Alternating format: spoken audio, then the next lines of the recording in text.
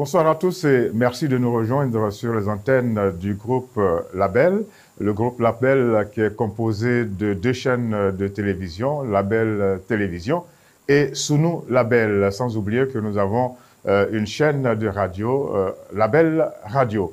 Merci beaucoup de nous rejoindre à Tribune du Mardi, qui est une lucarne qui nous permet de discuter des points les plus brûlants de l'actualité. Et aujourd'hui, nous avons décidé de parler de la guerre qui a lieu en Europe entre la Russie et l'Ukraine. Merci beaucoup à vous d'être en notre compagnie à Tribune du Mardi.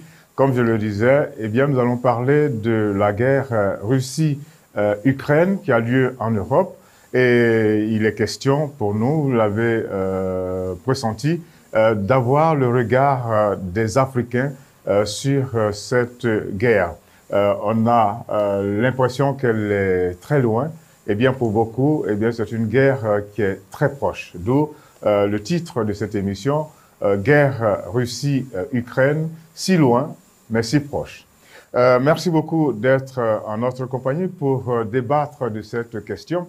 Nous avons diverses personnalités qui appartiennent à divers domaines d'activité. Nous avons pour commencer M. Amadou Lamine Sall, qui est un homme de lettres. C'est un poète émérite sénégalais très connu au niveau international et il va intervenir à partir de Paris. Bonsoir, M. Sall. Bonsoir. Merci beaucoup d'avoir accepté de participer à cette émission sur l'actualité la plus brûlante. En tout cas, c'est brûlant, il s'agit de la guerre. Je reviens à vous tout à l'heure. Je vais prendre la direction du Cameroun où se trouve un confrère, un chroniqueur, M. Julien Nga, qui intervient au niveau du journal L'Intégration. Il s'occupe des questions internationales. Bonsoir Julien Nga. Bonsoir, bonsoir, bonsoir à tous les panélistes, bonsoir à tous les téléspectateurs. Merci. Voilà, merci beaucoup à vous également de prendre part à cette émission. Et permettez-moi de faire un détour encore et d'atterrir maintenant à Abidjan où se trouve M. Ferdinand Bleka. M. Ferdinand Bleka qui est le président de l'organisme international Afri-Japan Africasia. Il est ambassadeur de la francophonie, il est expert en santé publique et il est auteur, chercheur et membre de l'Organisation mondiale de sécurité et de défense. Il est actuellement doctorant en diplomatie. On ne pouvait pas tomber mieux. Bonsoir, Monsieur Ferdinand Bleka. Vous intervenez à partir d'Abidjan. Bonsoir, Monsieur Georges Aboké. Bonsoir. Effectivement, j'interviens à partir d'Abidjan, en Côte d'Ivoire. Et nous vous disons un grand merci d'avoir accepté de prendre part encore une fois à cette émission. Ceux qui sont nos habitués vous connaissent maintenant. Bonsoir sur notre plateau ici à notre confrère Abdou Karim Diakhaté, qui est directeur de publication du magazine trimestriel Le Panafricain. Bonsoir. Bonsoir Georges. Merci beaucoup d'avoir accepté de prendre part à cette émission. Ce n'est pas la première fois que vous venez. En tout cas, merci encore. Merci. De nous faire cet honneur d'être présent. Alors, il faut dire que cette émission se fait avec la collaboration de l'UJPLA, l'Union des journalistes de la presse libre africaine. Et notre confrère Abdou Karim Diakhaté appartient à cette organisation. Et nous en profitons pour dire merci au président de cette union, l'Union des journalistes de la presse libre africaine. Alors, je commence avec vous. Cette guerre a été lancée depuis jeudi 24 février 2022. Comment est-ce que vous avez ressenti l'annonce de cette guerre?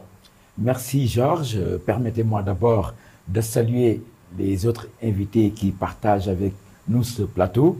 Et je pense à l'éminent poète, vous l'avez dit, M. Amadou Lamine Sall, et également nos amis qui sont au Cameroun et en Côte d'Ivoire. Cette guerre, effectivement, intervient dans un contexte particulièrement chargé.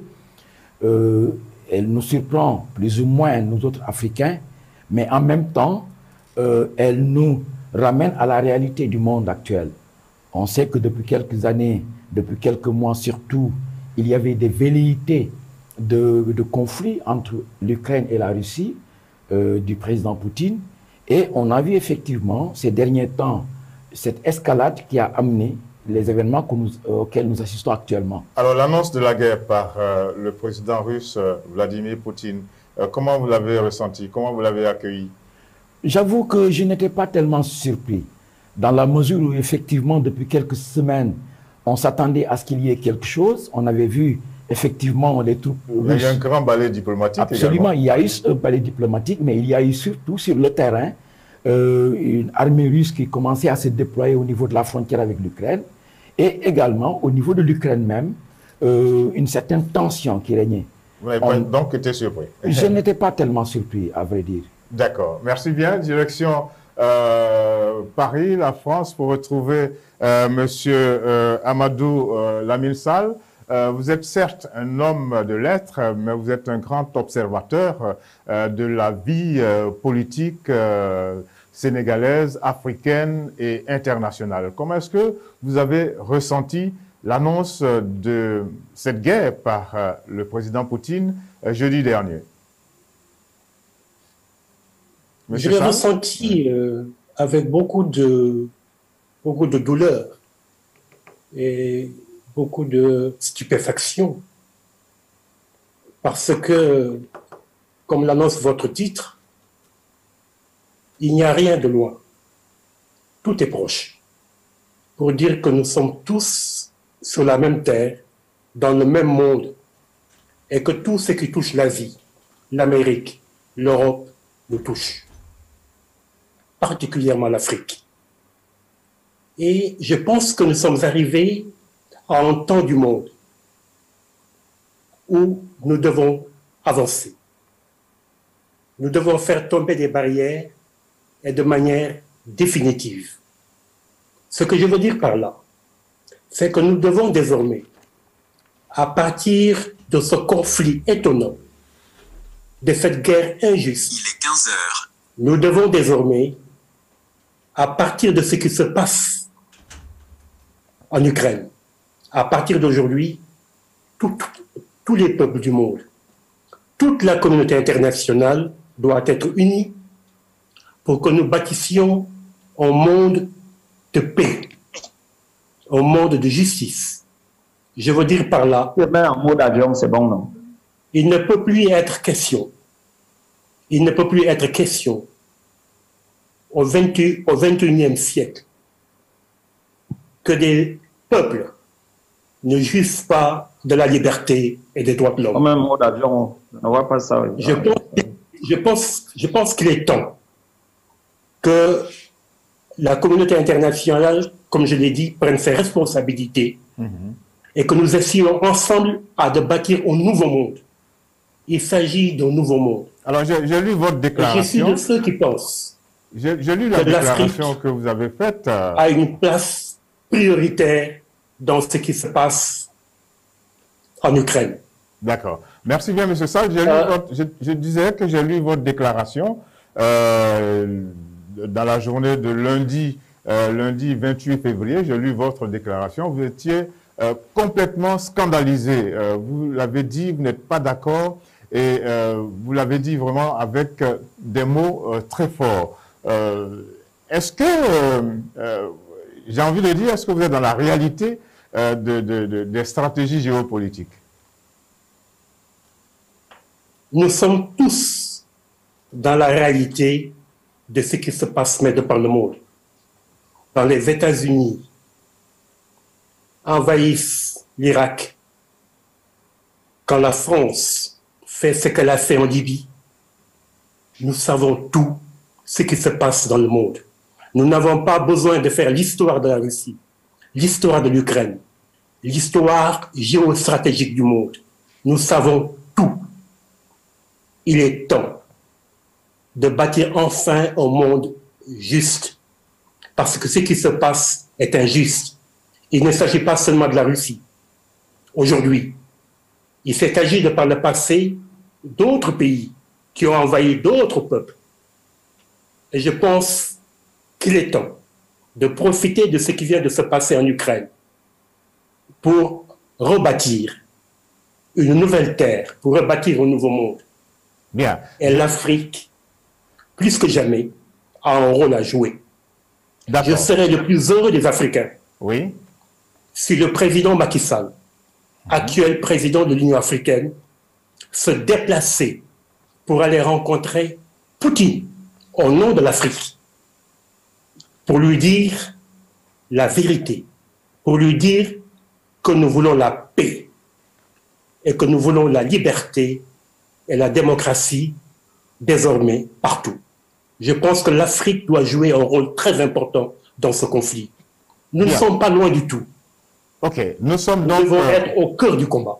L'Afrique est donc en plein cœur de cette guerre. Merci beaucoup, M. Sall. Je vous abandonne quelque peu pour prendre la direction du Cameroun et retrouver notre chroniqueur du journal L'Intégration, Julien Nga. Même question posée à notre ami Abdou Karim Diakhaté et au grand poète Sall. Comment est-ce que vous avez accueilli la déclaration de guerre dite par le président russe Vladimir Poutine? Je vous remercie. Ce qui est vrai, on ne saurait accueillir une déclaration de guerre en prenant une tasse de thé.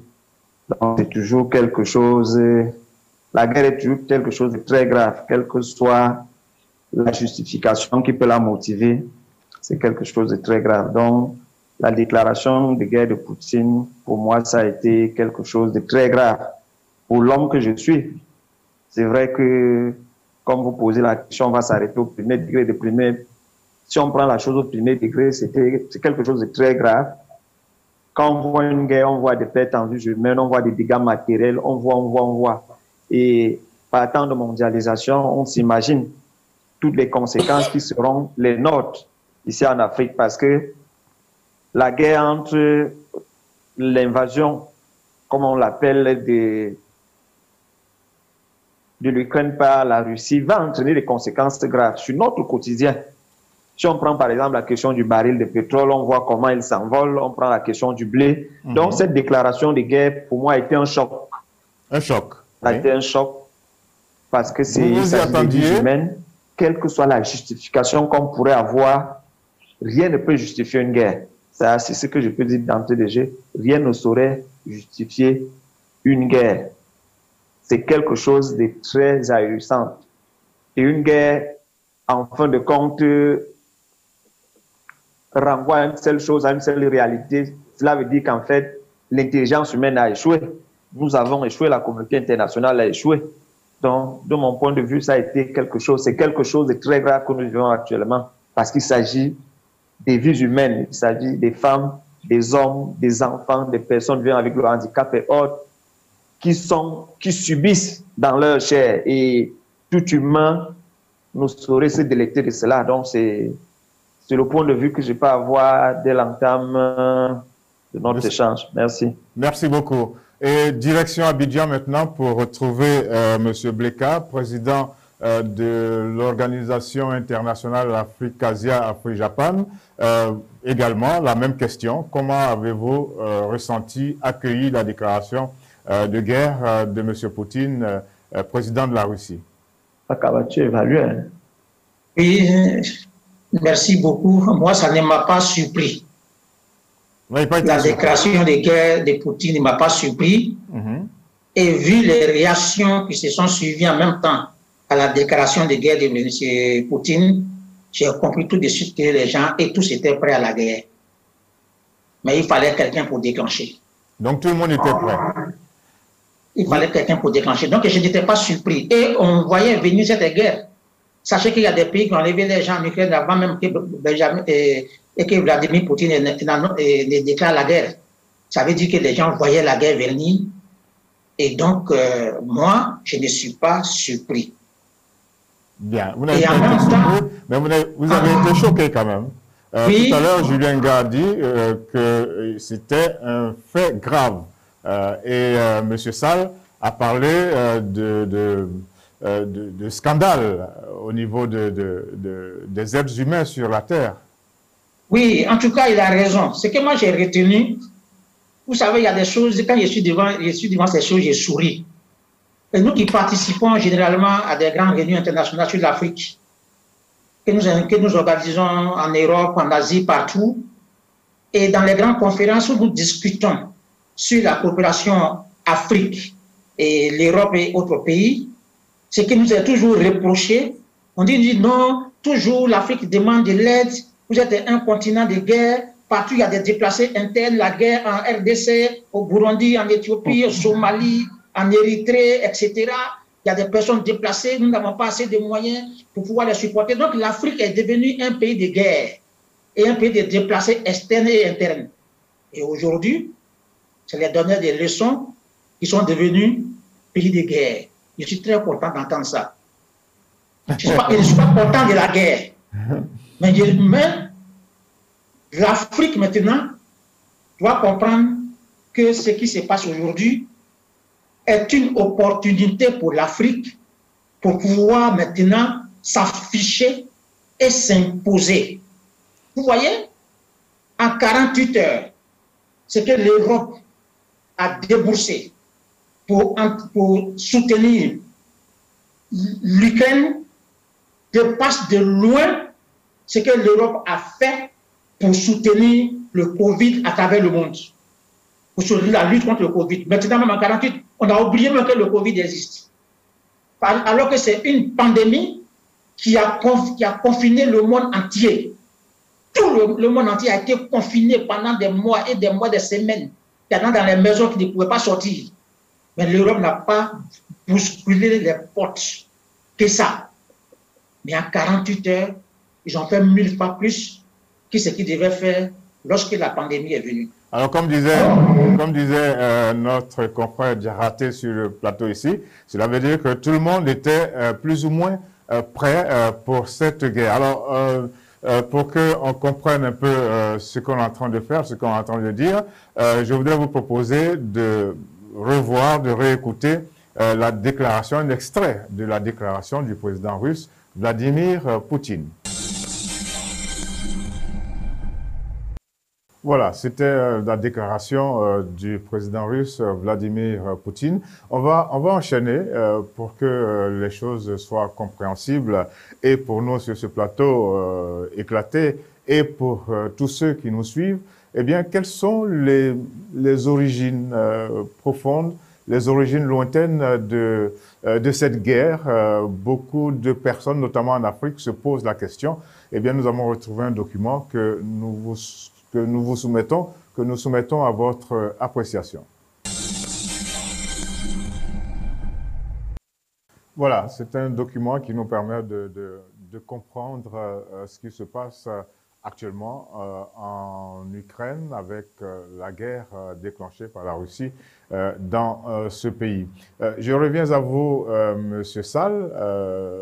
Vous êtes scandalisé par ce qui vient de se déclencher, mais vous n'êtes pas d'accord, vous trouvez inadmissible que la France, les États-Unis, l'Europe, le reste du monde n'aient pas la bonne réaction.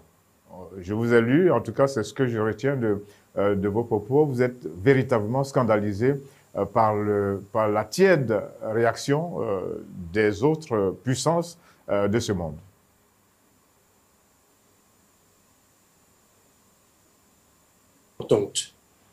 Elle nous permet de comprendre, elle nous permet d'avancer. Mais il s'agit aujourd'hui de redessiner une nouvelle carte du monde et de la redessiner avec l'Afrique et de la redessiner avec beaucoup d'audace, avec beaucoup de courage. Je crois qu'il est temps de s'arrêter. Le monde doit s'arrêter. Nous devons nous regarder en face. Il n'est plus possible de vivre aujourd'hui comme nous vivons. Donc, il faut, à partir de ce qui vient de se passer avec Poutine, l'Ukraine et la Russie, il s'agit de redessiner une nouvelle carte du monde pour nous protéger, pour protéger nos enfants. Vous savez, je ne suis pas un homme politique, je ne fais pas de la politique. J'ai un cœur. j'ai un cœur et j'ai mal. Il ne s'agit pas seulement de l'Afrique, mais je regarde le monde. L'Afrique est inséparable du monde. Et je pense qu'il est temps que l'ONU s'arrête, que nous réinventions nos institutions internationales. Je pense qu'il est impossible à désormais qu'il n'y ait plus un droit d'ingérence. J'en appelle à un droit d'ingérence qui permettrait à tous les États d'être protégés, de se sentir protégés. Et je crois que ce droit d'ingérence est un droit, mais qui permettra à tous ceux qui combattent la liberté, à tous ceux qui combattent les droits de l'homme, de ne plus être les seuls à imposer le malheur, la faim et la misère chez eux. Je pense que nous ne devons pas laisser Poutine faire. Mais il faut que l'Europe également comprenne qu'elle n'a pas raison, qu'elle aussi elle a tort. Alors, comme le dit tout le monde, nous avons besoin de la diplomatie. Nous avons besoin d'être autour d'une table et de discuter. Mais il arrive un moment où on n'a plus besoin de la table. Il n'est plus possible d'être autour d'une table. Et c'est ce moment-là que l'histoire du monde est en train de vivre. Nous devons prendre des décisions douloureuses. La guerre, certes, est inacceptable. Elle n'est pas souhaitable. Mais je pense que face à la force, face à la folie, il faut imposer la force, il faut imposer la folie. Alors vous avez trouvé justement l'équilibre du monde. Alors vous avez trouvé justement qu'en face de la Russie, les autres, c'est-à-dire les États-Unis, l'Europe, l'Allemagne, la France, étaient un peu trop tièdes, n'est-ce pas? Je ne vous ai pas bien entendu. Je disais que, en vous lisant, vous trouvez que les États-Unis, la France, l'Allemagne sont restés tièdes, pour ne pas dire impassibles devant ce qui se passe en Ukraine. Et vous avez dénoncé cela. Je voudrais simplement dire que tous ceux qui sont autour de cette table, nous savons tout ce qui se passe. Nous n'ignorons rien. Nous savons ce que les États-Unis font à travers le monde. Nous savons ce que l'Europe fait à travers le monde. Et tout le monde savait que Poutine allait défendre ses frontières. Mais défendre ses frontières ne veut pas dire aller envahir l'autre. Le peuple russe se réveille chaque matin et prend son café. Le peuple ukrainien est dans la rue. Le peuple ukrainien est dans la mort. Le peuple ukrainien marche vers la mort. Donc, la Russie est en paix, mais les autres ne doivent pas être en paix. On dit également mais que l'OTAN sait très bien ce qu'elle fait. Parce qu'en allant toucher aux États baltes, elle touche forcément à l'orgueil de la Russie. Il n'y a plus d'orgueil. Aucun État ne doit plus avoir d'orgueil. Qu'est-ce que c'est que l'orgueil? Aller envahir les autres? Dominer les autres? Je pense que nous devons nous arrêter et avoir le courage de réinventer de nouvelles institutions, de réinventer une nouvelle carte du monde. Et une fois de plus, et je le dis et je l'affirme, l'Afrique doit y avoir sa place. D'accord. Donc c'est une guerre qui n'est pas aussi éloignée de l'Afrique que cela. C'est vrai, la distance est grande, mais les conséquences sont là. Avant de parler des conséquences de cette guerre sur les pays africains, sur les Africains, direction le Cameroun, Yaoundé, Julien Nga, comment trouvez-vous la réaction des États-Unis, de l'Allemagne, de la France, de l'OTAN? Cette réaction M. Sall la trouve terriblement tiède, pour ne pas dire qu'elle est trop froide. S'il faut revenir sur la réaction des États-Unis, la France et l'Allemagne, moi je ne la trouve pas tiède, hein, parce qu'en fait, quand on voit les sanctions économiques qui sont prises, c'est pas tiède ça. Ils sont véritablement déterminés, parce que faute de pouvoir attaquer directement la Russie par le biais par la force et autres, ils procèdent par l'économie. Mais quand je l'ai dit, je vais revenir sur une ou deux choses. C'est-à-dire que quand on parle des origines, à la fin de la guerre froide, il y a eu deux textes majeurs, deux grands événements scientifiques. Il y a eu le livre écrit par le politologue nippo-américain Francis Fukuyama sur la fin de l'histoire, qui pensait qu'avec la chute du mur de Berlin, avec l'implosion de l'Union soviétique, désormais, c'est l'Occident qui allait véritablement régenter l'ordre mondial. Malheureusement ou heureusement pour nous aussi, il y a eu l'autre ouvrage majeur, celui de Huntington sur le choc des civilisations. Et ce qui se passe actuellement, c'est que les Occidentaux sont restés sur les premières impressions qu'on a eues au moment de l'implosion de l'Union soviétique. Ils ont pensé qu'ils continuaient à penser qu'ils étaient tout puissants et qu'ils pouvaient étendre leur influence autant qu'ils voulaient. Parce que c'est ça le problème. C'est ça le problème. L'Occident veut étendre son influence autant qu'il veut. C'est pour ça qu'ils ont voulu happer l'Ukraine. Ils ont voulu happer l'Ukraine dans leur sphère, de sorte que les armées occidentales soient prédispositionnées aux portes de l'Union soviétique. Alors que la même menace, la réciproque, n'allait pas être par rapport aux États-Unis. Et là, de mon point de vue, sans toutefois justifier Poutine ou absoudre ce qu'il a fait, sa déclaration de guerre. Je vous ai dit d'entame qu'au premier degré, on peut s'émouvoir de ce qui se passe, mais quand on monte un peu en gradation dans l'analyse, on va finir par comprendre que l'Occident va aller très loin. L'Occident va aller loin. Les gens pensent que l'Occident réagit tièdement. N'oublions pas que la Russie est une puissance nucléaire. Hier ou avant-hier encore, Poutine le leur a rappelé.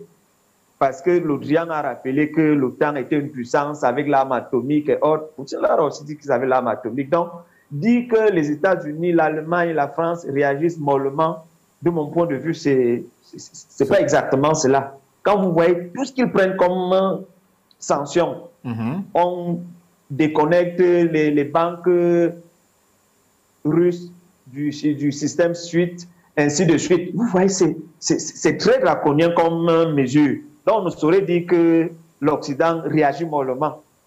C'est parce qu'en face aussi, comme disent les Ivoiriens, il y a garçon. Parce que s'il n'y avait pas garçon, ils auraient dû attaquer la Russie. C'est parce qu'ils savent qu'en fait, en face d'eux, il y a garçon. La Russie n'est pas n'importe quelle puissance. En termes de possession des missiles à ogive nucléaire, je crois que la Russie est au sommet. La Russie vient avant les États-Unis.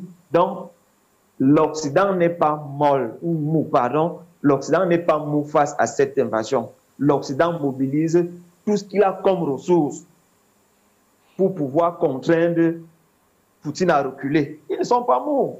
Quand vous voyez tout ce train de sanctions-là, ce n'est pas de la mollesse, ça. Ce n'est pas de la mollesse. C'est le rapport de force qui les amène à ne pas attaquer frontalement la Russie. Sinon, ils l'auraient déjà fait. Ça, c'est mon point de vue. Donc, vraiment, les Occidentaux, pour me résumer ou pour chuter, ont pensé que l'histoire était finie. C'est désormais eux qui allaient régenter l'ordre du monde. Et on voit ce qui se passe. Les conflits qui créent en Afghanistan, en Côte d'Ivoire, en Syrie, ainsi de suite. On voit tout ça en Libye. L'Occident croit être le maître du monde. Et là, ils se retrouvent face, ils voient leurs propres limites. Et c'est là où l'Afrique, moi, je bois un peu du petit lait. Je me dis, voilà une opportunité pour nous. Voilà une opportunité pour nous. On a eu l'impression que la Russie était finie, l'Occident devait désormais régenter l'ordre du monde. Voilà que les Africains, nous allons comprendre que l'Occident n'est pas ce qu'il nous dit être, ce qu'il dit être. Il y a d'autres pôles, il y a d'autres puissances dans le monde avec lesquelles nous pouvons compter. Avec lesquelles nous pouvons compter. Donc, de mon point de vue, l'Occident, quoi qu'on dise, il ne réagit pas mollement, il réagit même férocement. Malheureusement, il ne peut pas engager un conflit armé face à la Russie. Sinon, ça sera la fin de l'histoire, la vraie fin de l'histoire. Merci beaucoup, Julien Nga. Retour sur notre plateau ici pour retrouver notre confrère Abdou Karim Diarraté. Alors voilà, Monsieur Sall est véritablement scandalisé pratiquement de tous les acteurs, de toutes les puissances, par l'action de toutes les puissances sur l'échiquier mondial. Notre confrère Julien Nga, lui, il trouve que les réactions de l'Occident ne sont pas aussi molles qu'on le croit, mais on voit quand même que ces réactions s'arrêtent à des sanctions économiques. Absolument. En fait, il y a des aspects factuels, si l'on peut dire. Il faut retenir que la réaction de Poutine est motivée par le fait qu'effectivement, l'Occident a voulu, dans un certain sens, empiéter sur ces plates-bandes, si l'on peut dire en fait. Ce qui s'est passé, c'est que, d'ailleurs, Barack Obama avait attiré l'attention des Occidentaux en juin 2015, lors du sommet du G7 en Allemagne, et il avait prévenu en disant que Poutine avait l'intention de faire revenir l'Union soviétique, en fait. Et ce qui a motivé Poutine plus ou moins, c'est que si l'on considère en fait que tous les États baltes, tous les États en fait qui étaient sous son giron à l'époque, avant l'effondrement de l'Union soviétique en 1991, avaient commencé dans un certain sens à aller vers l'Ouest, il y avait quand même péril en la demeure. Et le cas de l'Ukraine est devenu le cas quand même le plus patent. On a pu voir effectivement avec la chute en 2014 de son principal allié, on en a parlé, Viktor Yanukovych, les Russes ont vu effectivement que l'Occident était en train de remettre en cause un peu ce modus operandi qui était un peu discuté entre les deux parties. Et cela a amené l'invasion de la Crimée dans un premier temps. Le fait que la Russie ne pouvait pas avoir pied sur la mer Noire, quand même, qui est une zone stratégique, avec une grande base navale qui est là-bas, qui est pointée également vers l'Occident, c'est une bataille psychologique qui a été menée depuis très longtemps. Et d'ailleurs, c'est pour cela que je disais que je n'étais pas surpris de cette tournure. Par la suite, on a pu voir effectivement que des pays comme la Pologne n'avaient pas cessé de tirer l'Ukraine vers l'OTAN. Vers l'Union européenne également. Vers l'Union européenne.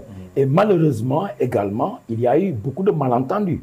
Il y a eu également le fait qu'au niveau de l'Ukraine, avec le président Zelensky, il y a eu des accords qui n'ont pas été pris en compte. On se rappelle les accords de Minsk qui avaient en tout cas déterminé un certain nombre d'obligations pour toutes les parties, mais passant outre, Zelensky a voulu aller vers l'OTAN. Cela pouvait, et le doyen l'a rappelé, M. Sall l'a rappelé tout à l'heure, constituer une menace directe pour les intérêts de la Russie. Bon, mais de toute façon, et cela, je suis d'accord avec M. Sall et également avec mon confrère Julien Nga du Cameroun. Oui. Il est évident qu'on n'a pas besoin, en tout cas, de ce déferlement de force, en tout cas de ce choc des ambitions. Il faudrait revenir à, en tout cas, des meilleurs sentiments. J'ai envie de dire à plus d'humanité. À plus d'humanité, justement. Oui. Très bien, à plus d'humanité. Parce que de toute façon, pour nous autres Africains, qui sommes impliqués au premier plan, parce que, pas plus tard qu'hier, le président en exercice de l'Union africaine, le président Macky Sall et le président de la Commission de l'Union africaine, Moussa Faki Mahamat, avaient sorti une déclaration pour justement fustiger quand même certains faits sur certains de nos compatriotes africains pour les empêcher de passer la frontière.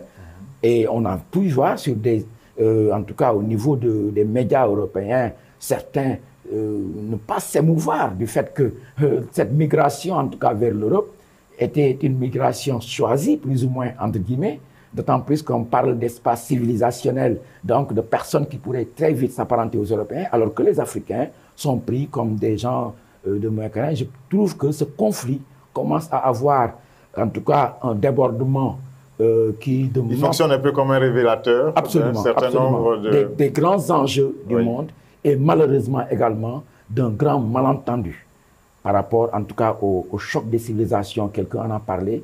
Et ce qu'il faudrait faire très vite, faire en sorte qu'au niveau de l'ONU, je pense qu'ils vont faire une prochaine réunion après-demain, jeudi, justement, pour éventuellement voir la situation sur le terrain.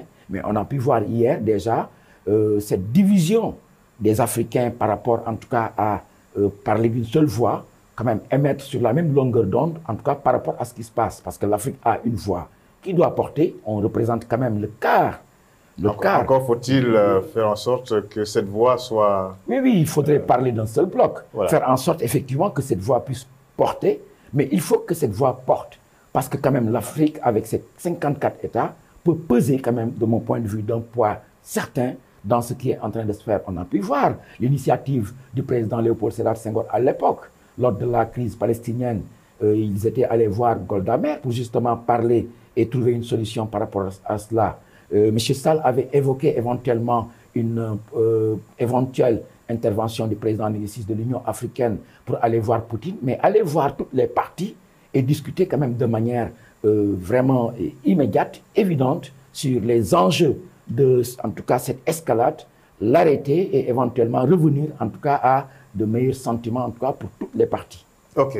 Et encore une fois, il faut dire que ce conflit qui se déroule à des milliers de kilomètres du continent africain touche l'Afrique avec un certain nombre de conséquences. Monsieur Bleka, je ne vous ai pas oublié. Permettez-nous simplement de rappeler ce que notre confrère Diaraté disait. La Commission de l'Union africaine et le président de l'Union africaine, le président Macky Sall, eh bien, on réagit. On réagit face à ce qui se passe en Russie et nous souhaitons le rappeler là, maintenant, à travers le sujet traité par Alioune Gueye.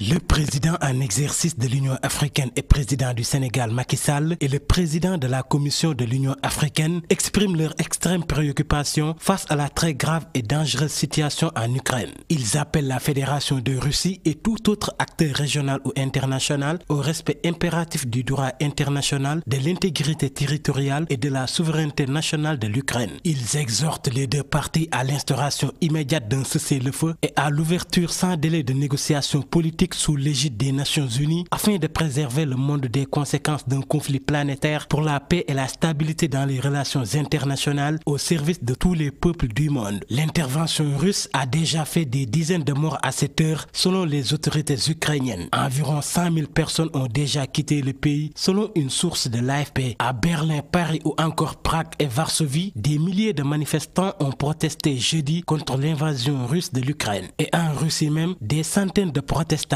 ont été arrêtés. Les pays occidentaux ont répliqué par de nouvelles sanctions contre Kremlin. Au deuxième jour de l'offensive russe en Ukraine, la mobilisation générale a sonné dans le pays. Kiev est la cible de tirs de missiles et des combats sont en cours dans le nord de la capitale ukrainienne, alors que des troupes russes convergent vers la ville depuis le nord, le nord-est et l'est de l'Ukraine. Un sommet de l'OTAN doit se tenir ce vendredi en visioconférence.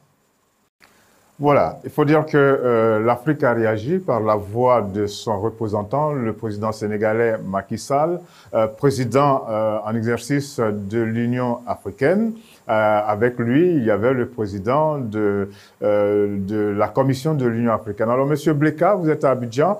Dites-nous un peu, c'est vrai, on dit que cette guerre, elle est loin, mais nous, on pense qu'elle est toute proche. Quelles sont les conséquences politiques et économiques de cette guerre-là sur les pays africains? Vous aimez vous occuper des questions de développement. Il est sûr que vous avez déjà commencé à prendre un certain nombre de notes. Oui, merci beaucoup. Effectivement, cette guerre, quoi qu'on en dise, nous entrons dans la phase d'une Troisième Guerre mondiale qui ne dit pas son nom. La seule chose qui manque dans ce qui se passe, c'est qu'il n'y a pas eu un pays où l'Assemblée nationale a voté l'entrée en guerre. Mais regardez, en 48 heures, 45 pays minimum se sont coalisés contre l'Ukraine avec la livraison des avions de guerre, des instructeurs, de l'argent, des mercenaires, des armes, etc., etc. 45 pays minimum. Donc nous entrons, c'est une troisième guerre mondiale qu'on n'a pas envie de dire le nom, mais en réalité c'est le vrai nom. On ne peut pas dire le nom pour ne pas qu'il y ait une réaction de la population mondiale, sinon c'est une troisième guerre mondiale. Donc forcément... Et à cet effet, cela ne peut pas épargner l'Afrique. Voilà. Parce que l'Afrique ne fait pas partie du reste du monde. L'Afrique fait partie du monde. Et quand je reviens sur les déclarations de l'Union africaine avec le président Macky Sall, s'il y a l'occasion vraiment pour que je parle avec lui pour les aider un peu aussi, je suis un peu déçu, très déçu. Ça, on ne peut pas reprendre le communiqué de l'Union africaine, le communiqué, pardon, de l'Union européenne, le communiqué des Nations Unies, le communiqué de l'OTAN. Ça ne doit pas être la position de l'Afrique. L'Afrique doit avoir sa propre position. C'est très important. Le temps du suivisme là est passé. Parce qu'à force de suivre des gens, finalement, on ne va pas nous respecter. L'opportunité s'est présentée. Voilà ce que nous allons faire, nous, Africains. Nous condamnons ce qui se passe en Ukraine. Cette invasion, nous la condamnons. Mais voici les propositions que nous faisons à l'Europe pour sortir de cette crise. Nous sommes ici en Afrique. Nous appelons les belligérants, par exemple, d'envoyer des délégations, on va les rencontrer, par exemple. Monsieur Bleka, l'Union... L'Afrique propose sa solution. Monsieur Bleka, l'Union africaine a quand même... Et on condamne tout comme les autres. Mais à quel moment nous allons marquer notre époque? À quel moment? Parce que vous êtes en face de deux blocs. Pourquoi l'Afrique ne forme pas un troisième bloc pour créer l'équilibre? Parce que ce qui se passe aujourd'hui en Ukraine, sachez que Vladimir Poutine ne veut pas diminuer son influence. Lorsque, avec le film qu'on a vu, avec l'installation, avec tout ce qui s'est passé en Ukraine, lui, ça le diminue. La France aussi l'Europe aussi a des raisons de ne pas diminuer son influence. Donc c'est une guerre des blocs. C'est des guerres des blocs là. L'Afrique encore va s'aligner. Mais l'Afrique n'a pas de position à elle, si ce n'est pas pour condamner comme les autres. Qu'est-ce qu'on apporte? Et c'est ça, l'Afrique manque toujours le tournant d'une histoire.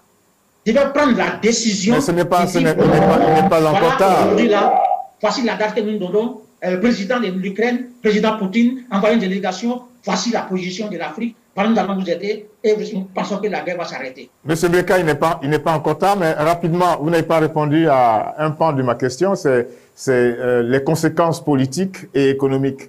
Avant de dire ce que l'Afrique doit faire, rapidement. Les conséquences politiques sont énormes. Hein. Je vous donne deux petits exemples. Je n'ai pas monopolisé la parole. Regardez, quand on suit le président ukrainien, il fait l'annonce pour distribuer des armes aux hommes. Les femmes quittent et aucun homme ne doit quitter le pays. Les voyous, les bandits, les prisonniers, chacun sera armé. La même chose qu'on a fait en Libye. Aujourd'hui, les conséquences, là, nous sommes en train de créer une Libye en Ukraine. Demain, que ce soit Poutine qui perd ou même l'Ukraine qui perd, ça sera ces gens-là ne vont pas ramener ces armes qu'on leur distribue. Ça sera encore une autre instauration d'un autre groupe de terroristes qui va encore envahir toute l'Europe de l'Est. Donc, c'est le début de la déstabilisation de l'Europe de l'Est, comme nous le vivons aujourd'hui dans les pays du Sahel, chez nous ici en Afrique, où après la déstabilisation de l'Afrique, de la Libye, il s'est installé les terroristes qui aujourd'hui sont en train de déstabiliser nos régions. C'est la même chose qui va se passer en Ukraine, parce qu'on ne peut pas comprendre qu'il y a des militaires formés, qu'il y a ce qu'on peut faire, et puis on distribue des armes. On soutient quelqu'un qui distribue des armes.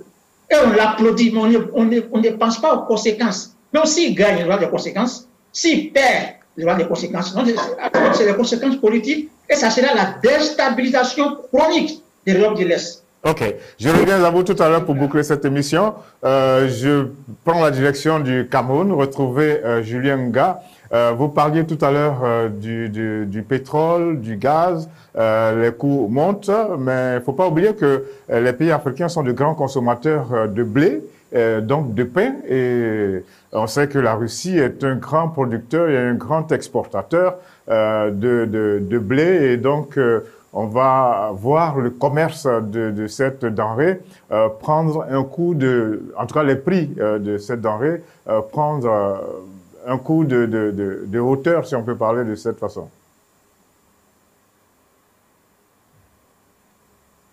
Julien? Oui, ce que vous dites est pertinent. Ce que vous dites est pertinent.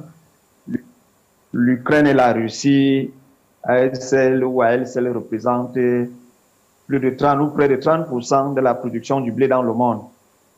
Donc, avec cette crise-là et tous les embargos qu'on va imposer à la Russie, il y aura un impact sur nos économies. Cela va de soi. Ce d'autant plus que nous avons des économies extraverties, extrêmement tournées vers l'extérieur. Déjà, le conflit aura des conséquences en Europe.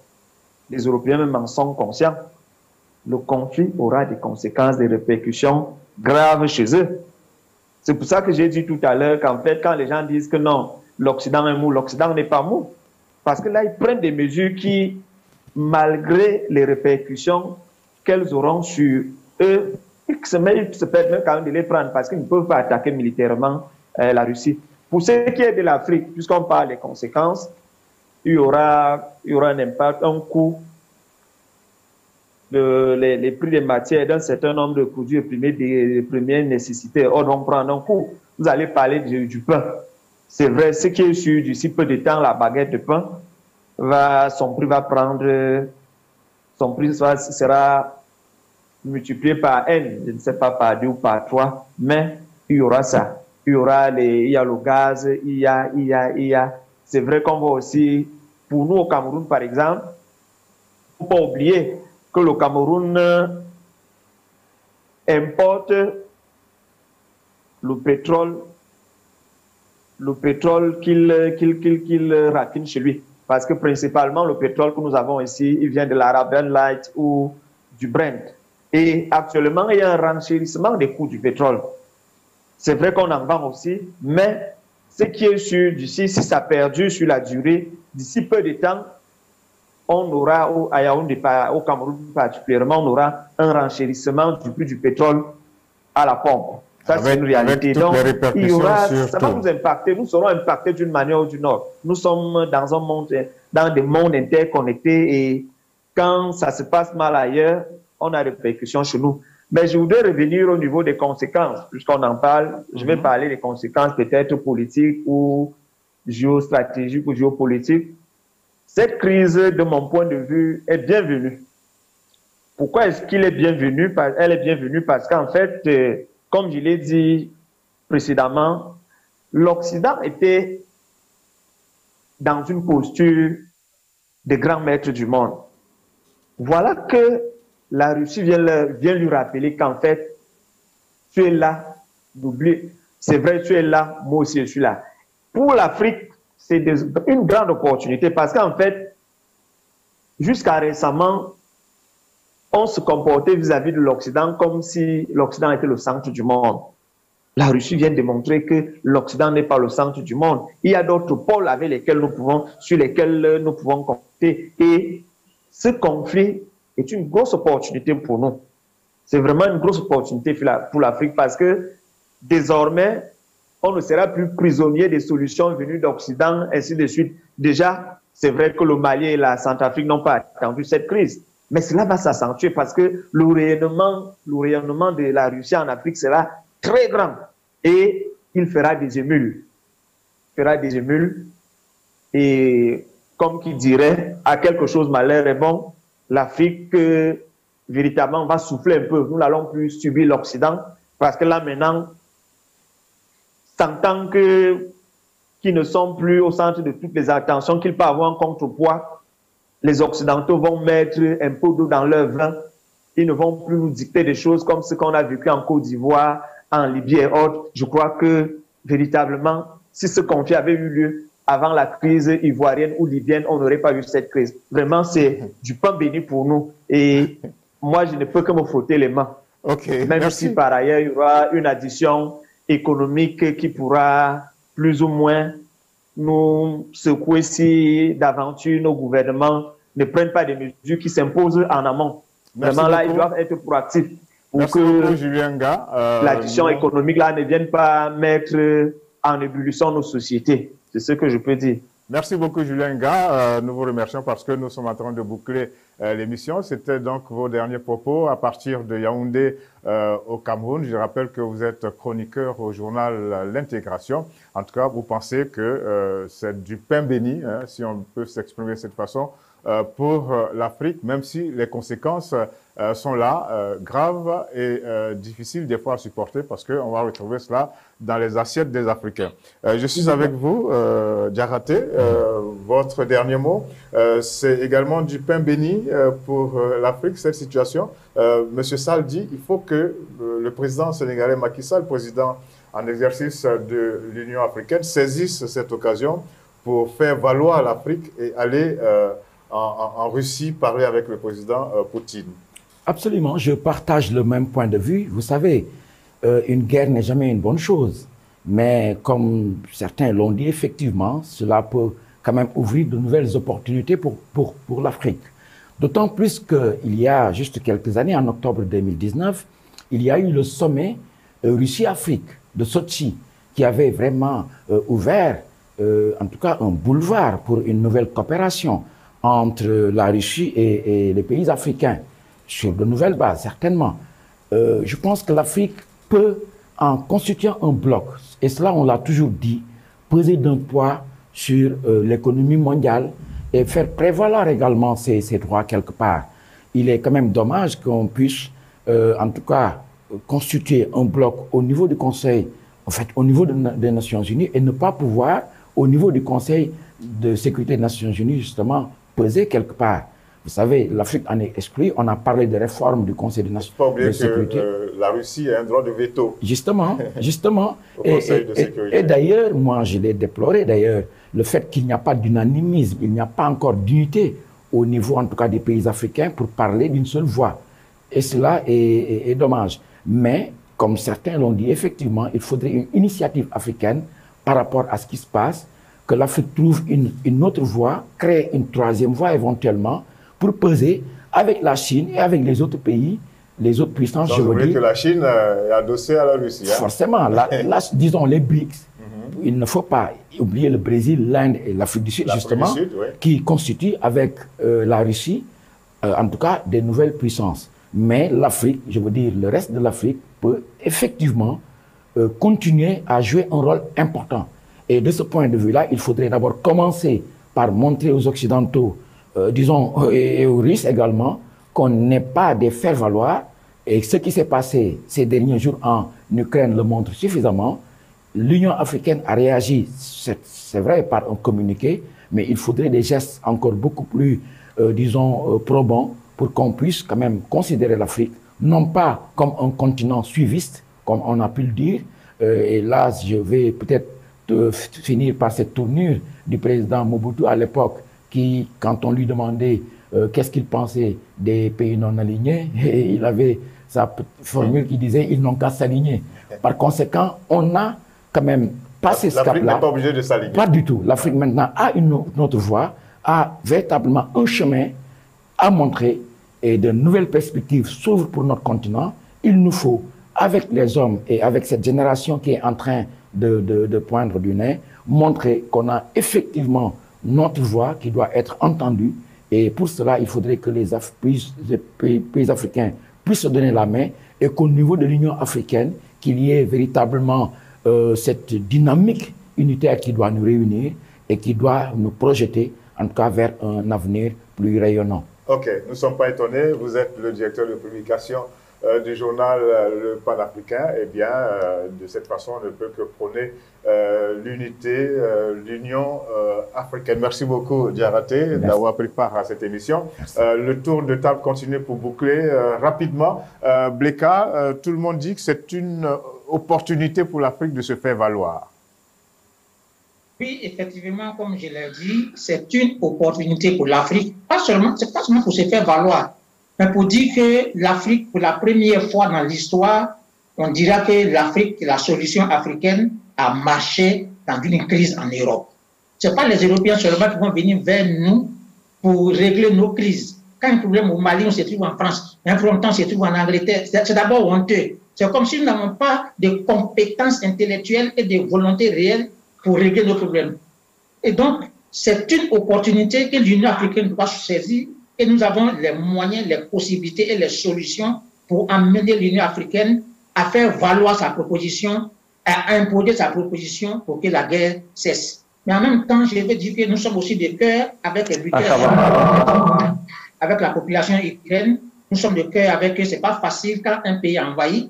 Et nous encourageons vraiment l'Occident également à accentuer la pression qu'ils ont commencé, mais que cela aboutisse à un cessez-le-feu. La guerre continue, les gens sont dans les bureaux en train d'acclamer, alors que les gens sont en train de souffrir. Non, cette théorie-là doit être dépassée. Et donc, voici ce que je vous ai dit comme ma contribution, et que maintenant l'Afrique doit comprendre que les barbares de guerre qui s'entretuent, qui ont des réfugiés, ce n'est plus seulement l'Afrique, mais c'est aussi en Europe. Ce qui va enlever en nous ces complexes-là, des gens barbares, des bagarreurs, des gens qui font la guerre, non. Maintenant, l'Afrique va se dire, ça peut arriver à tout le monde. Comme moi, ça m'est arrivé, j'ai trouvé des solutions, je m'avais imposé ma solution en Europe. C'est le temps de nous imposer. Dieu a permis que nous nous imposons maintenant. Si nous ratons ces carrefours-là, on ne pourra plus jamais s'imposer en Europe pour pouvoir apporter notre solution. Merci beaucoup, M. Bleka. Vous êtes le président de l'organisation internationale Afri-Japon, Afri-Casia. Je vous laisse le mot de la fin, M. Sall. Vous avez, dès l'entame de cette émission, insisté pour dire que l'Afrique doit parler, l'Afrique doit se faire valoir. Le président Macky Sall doit aller en Russie pour parler au président Vladimir Poutine. Cela veut dire que l'Afrique a un rôle important à jouer et vous n'avez pas manqué de relever que, après tout, nous sommes dans un monde où existent des femmes, des hommes, des enfants, donc nous sommes que des êtres humains. Je voudrais dire deux choses. Je voudrais remercier tous ceux qui sont sur ce plateau pour leurs idées, pour leur engagement, pour les contributions qu'ils ont apportées. J'ai le même rêve que mon ami ivoirien, que mon ami camerounais. Et rêver, ce n'est rien d'autre que vouloir autre chose que le présent. Avant le blé, avant le gaz, avant le pétrole, avant les enjeux économiques, il y a l'homme. Il y a l'homme. Et c'est cet homme que nous devons sauver. Nous devons le sauver en Asie, nous devons le sauver en Amérique, nous devons le sauver en Europe et nous devons le sauver en Afrique. Et je pense qu'aujourd'hui, c'est le moment. Tout le monde l'a dit. Et nous sommes tous d'accord. C'est le moment pour l'Afrique de profiter de ce qui se passe dans ce monde pour changer la carte mondiale. Il est temps que nous prenions nos responsabilités et que nous allions au combat en montrant au monde que l'Afrique a le pouvoir, que l'Afrique a l'audace, que l'Afrique a les enfants qu'il faut pour changer la donne. Oui, les communiquer c'est bien, mais il faut que le président en exercice de l'Union africaine, mon président, notre président, aille en Russie, aille chez Poutine. Je rêve de voir sur tous les écrans de télévision du monde le président Macky Sall arriver chez Poutine, l'Afrique arriver chez Poutine et dire à Poutine sa vérité. Voilà. Merci beaucoup. C'est quand on rêve qu'on peut transformer ce qu'on voit dans nos rêves en réalité et il n'est pas exclu que nous rêvions d'un monde meilleur. Notre objectif était de faire comprendre un peu plus ce qui se passe en Europe, entre la Russie et l'Ukraine, certes, mais dans toute l'Europe et finalement dans tout le monde, avec le rôle important que l'Afrique doit jouer. En passant, il est question que tous les ressortissants africains qui se retrouvent en Ukraine se mettent à l'abri. Eh bien, nous souhaitons que les différents pays africains concernés arrivent à mettre à l'abri leurs ressortissants. Merci beaucoup, mesdames et messieurs, de votre aimable attention. Merci beaucoup à tous les panélistes. Nous nous retrouverons la semaine prochaine pour un autre numéro concernant Tribune du mardi, qui, je vous le rappelle, parle des sujets les plus brûlants de l'actualité. Au revoir et à bientôt.